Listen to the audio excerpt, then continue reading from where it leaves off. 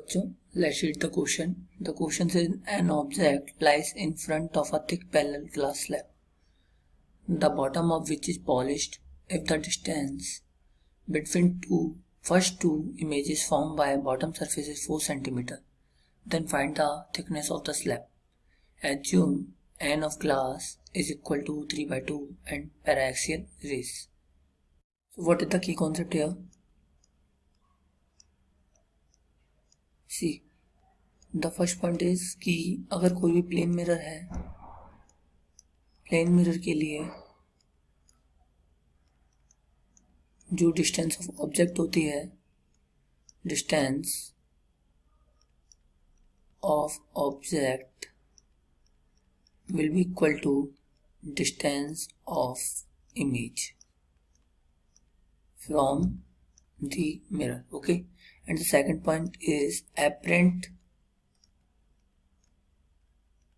depth वगैरह अगर हमें निकालनी होती है, that will be equal to real into real depth into mu. Okay, refractive index. Okay, यहाँ पे हमें ग्लास का तेरे का 3/2 होता है. अब स्टार्ट करते हैं हमारे क्वेश्चन को. देखो, मैंने माना ये मेरी ग्लास स्लैब है इस तरीके से.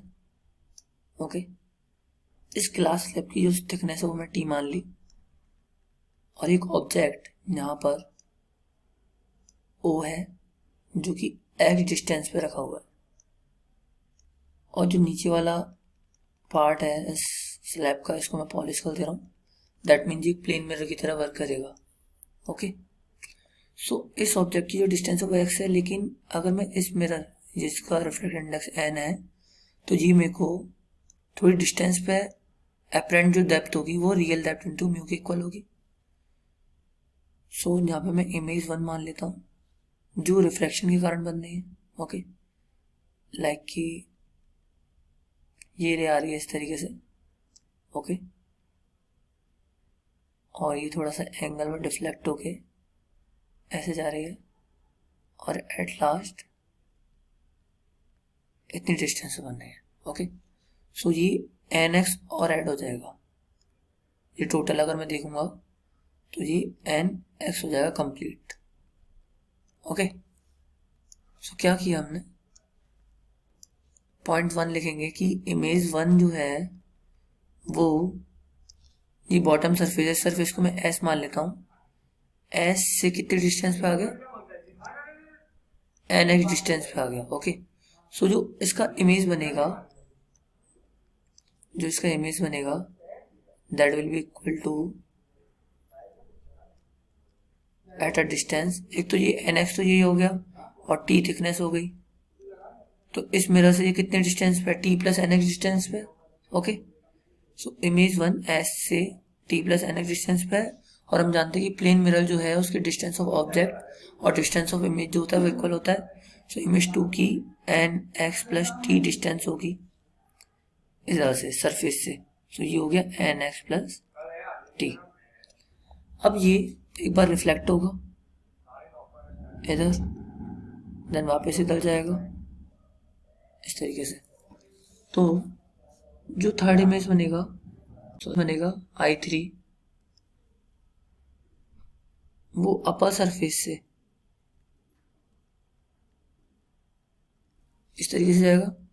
तो इसकी जो अपर सरफेस है, अगर मैं उससे लेंथ देखता हूँ, डिस्टेंस देखता हूँ अपर सरफेस से, so that will be equal to N x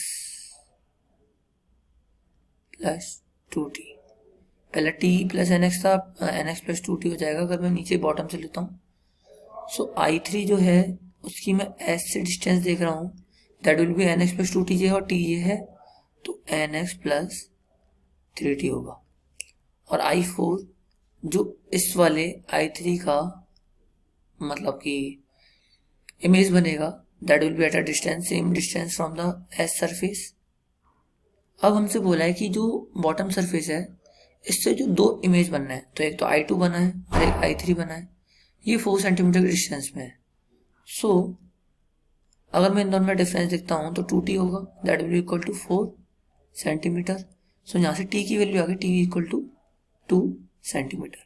और हमसे यही पूछा, हमें थिकनेस निकाली है, so that will be equal to 2 centimetre. ये हमारा फाइनल आंसर है। Hope you will get it. Thank you, all the best.